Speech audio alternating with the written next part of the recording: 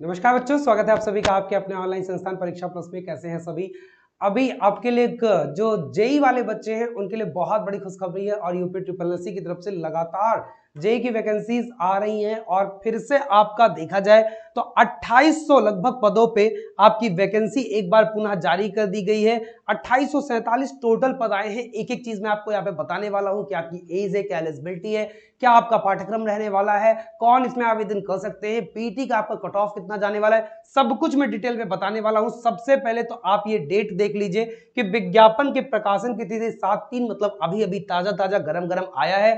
Form भरना शुरू कर दीजिए और ऑनलाइन आवेदन शुल्क जमा करने का जो प्रारंभ होने की तिथि है वो 7/5 मतलब कि अभी ये तो नोटिस दिया गया है, जो इसका आवेदन होगा वो 7 मई से होगा और ऑनलाइन आवेदन शुल्क जमा करने की जो अंतिम तिथि है वो 7 जून है। शुल्क समायोजन एवं आवेदन में संशोधन की अंतिम तिथि 14 आपका क्या है, जून है। तो इस हिसाब से 7 मई तक आप लोग इंतजार करिए, फिर फॉर्म भरना शुरू कर दीजिएगा। लेकिन इसका मतलब ये नहीं कि जब फॉर्म भर दो तब से तैयारी करो, तैयारी करना अभी से स्टार्ट कर दीजिएगा। आप देख रहे हो लगातार कट ऑफ कैसे हाई जा रहे हैं, किसी भी चाहे स्पेशल पद हो या फिर स्पेशल पद ना हो। तो अभी यहां पे देखा जाए तो अभियंता सिविल मुख्य परीक्षा प्रारंभिक अर्हता परीक्षा 2023 की 8वीं परीक्षा है और इसमें 2819 जो पद हैं ये अवर अभियंता सिविल सहायक विकास अधिकारी का है। और उसके बाद देखा जाए सामान्य चयन में अवर अभियंता सिविल के 28 पद, विशेष चयन यानी कुल 2847 पदों पे क्या किया गया है, सिविल के लिए वैकेंसी निकाली गई है। और ये बहुत अच्छी बात है। हालांकि पीटी 2023 पे होगा, बट आप लोग अभी पिछली भर्तियों में भी देखे हो कि पीटी में लगभग जो भी बच्चा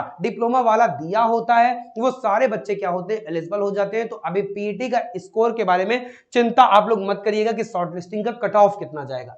अब आते हैं आवेदन की प्रक्रिया क्या है। जैसे यूपी ट्रिपल एससी के बाकी एग्जाम होते हैं, सिमिलरली आपको वैसे ही क्या करना है, इसमें प्रक्रिया करना है। आप बस ये देख लीजिए कि कौन इसे फॉर्म भर सकता है, कौन इसमें आवेदन कर सकता है और कौन नहीं कर सकता है। जो इनकी अर्हताएं हैं उसके बारे में एक बार हम लोग चर्चा कर लेते हैं। बाकी सारी चीजें जो है पीटी का उसी हिसाब से होता है। 25 रुपए का आप यहाँ पे करके मेन का क्या कर सकते हो, फॉर्म भर सकते हो। अब आते हैं फॉर्म का प्रिंट आउट लेना। ठीक है, ये सारी चीजें तो आपका क्या है, जैसे फॉर्म भरने का है वो आपका है। पदों का विवरण एक बार देख लेते हैं कि किस प्रकार से आपके यहाँ पे पद आए हैं। तो यहाँ पे उत्तर प्रदेश लोक निर्माण विभाग यानी कि पीडब्ल्यूडी में देखा जाए तो कुल मिला के 1092 सबसे ज्यादा पद है। और मुझे पता है कि सिविल वालों के लिए सबसे जो ड्रीम विभाग होता है वो पीडब्ल्यूडी ही होता है। वहां पे 1092 आपके पद आए हैं। ग्रामीण अभियंत्रण विभाग के जो आए हैं या आपके 765 पद आए हैं और उत्तर प्रदेश जल निगम ग्रामीण में आए हैं 693 पद। इस प्रकार से आपके टोटल पद हैं। उसके बाद यहां पे देखा जाए तो राजकीय निर्माण निगम लिमिटेड के जो हैं 146 पद यहां पे आए हैं। राज्य सेतु निगम लिमिटेड में 96 पद आए हैं और यूपी प्रोजेक्ट कॉर्पोरेशन लिमिटेड में 27 पद आए हैं। उत्तर प्रदेश राजकीय निर्माण निगम लिमिटेड में आपका 23 पद आए हैं और यूपी प्रोजेक्ट कॉर्पोरेशन लिमिटेड में आपके कितने आए हैं, 5 पद आए हैं। कुल मिला के 2847 पद आपके यहाँ पे जारी किए गए हैं। अब आते हैं, ये तो आपका जो हॉरिजेंटल है उनके लिए है। ये बाकी जैसे जैसे इनका क्या है, दिव्यांगता की श्रेणी जो उप श्रेणी से संबंधित विवरण है उसके बारे में दिया गया है। आते हैं हम लोग ये देखते हैं कि आखिर आपका पाठ्यक्रम, इन्होंने हालांकि इस बार पाठ्यक्रम के बारे में नहीं बताया है, बोला है कि बाद में आपका बताएंगे। इन्होंने ये बोला है कि अर्हताएं एक बार देख लेते हैं। तो उत्तर प्रदेश लोक निर्माण विभाग में जो अवर अभियंता सिविल के होंगे, अनिवार्य जो अर्हता है शैक्षिक के रूप में देख ले तो उत्तर प्रदेश लोक निर्माण विभाग अवर अभियंता सिविल समूह का सेवा नियमावली 2014 के भाग 4 के नियम 8 के अनुसार सेवा में अवर अभियंता सिविल के पद पर सीधी भर्ती के लिए क्या क्या होनी चाहिए। देखिए, पहला, माध्यमिक शिक्षा परिषद उत्तर प्रदेश की हाई स्कूल परीक्षा या सरकार द्वारा मान्यता प्राप्त उसके समकक्ष कोई परीक्षा अवश्य उत्तीर्ण की हो। पहली बात तो हाई स्कूल।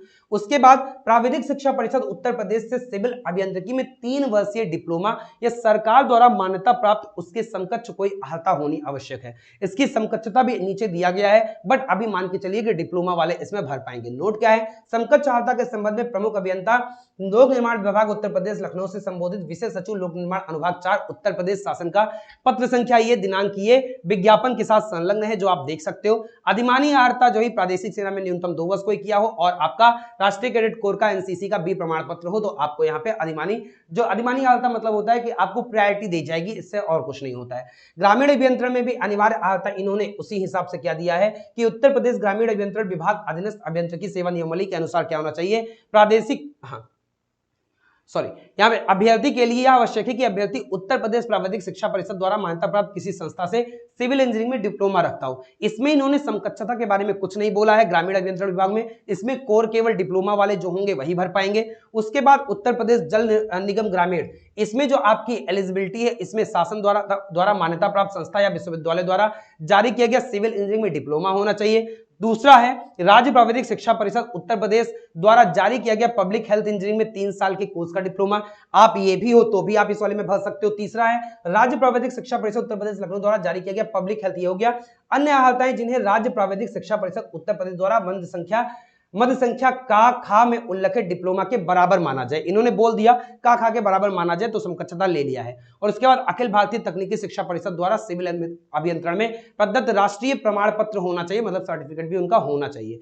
ठीक है, नोट में इन्होंने दिया है समकक्षता के विषय में इन्होंने अलग से संलग्न किया है, उसके बारे में बताया है। अधिमानी अहर्ता जैसे हर जगह होती है वही होती है। राजकीय निर्माण निगम लिमिटेड में इन्होंने क्या बोला है, इसमें भी आपका अवर अभियंता सिविल के पद पर सीधी भर्ती के लिए अभ्यर्थी का डिप्लोमा इन इंजीनियरिंग क्या होना चाहिए कि शैक्षिक अहर्ता रखना चाहिए। उसके बाद उत्तर प्रदेश राज्य सेतु निगम में भी इन्होंने बोला है कि क्या होना चाहिए, आपका डिप्लोमा होना चाहिए। किसमें होना चाहिए, सिविल में होना चाहिए। यूपी प्रोजेक्ट कॉर्पोरेशन लिमिटेड में इन्होंने क्या बोला है, इन्होंने भारत में विधि द्वारा किसी विद्यालय संस्था द्वारा प्रदत्त सिविल अभियंत्रण में डिप्लोमा होना चाहिए, या उत्तर प्रदेश प्राविधिक शिक्षा परिषद द्वारा प्रदत्त सिविल अभियंत्रण में डिप्लोमा हो, या अखिल भारतीय प्राविधिक शिक्षा परिषद द्वारा सिविल अभियंत्रण में प्रदत्त राष्ट्रीय प्रमाण पत्र हो। ठीक है, प्राविधिक शिक्षा परिषद उत्तर प्रदेश द्वारा सिविल या ग्रामीण अभियंत्रण में प्रदत्त 3 वर्ष का डिप्लोमा, इनमें से कोई भी हो तो हो जाएगा। अधिमानी अहर्ता जैसे हर जगह दिया वैसे दिया है। एक इसमें अलग से जोड़ा है प्रशिक्षणार्थी के रूप में 1 वर्ष का प्रशिक्षण सफलतापूर्वक पूर्ण कर लिया गया हो, मतलब इसमें आपका अप्रेंटिस भी लगेगा, 1 साल का ट्रेनिंग भी लगेगा।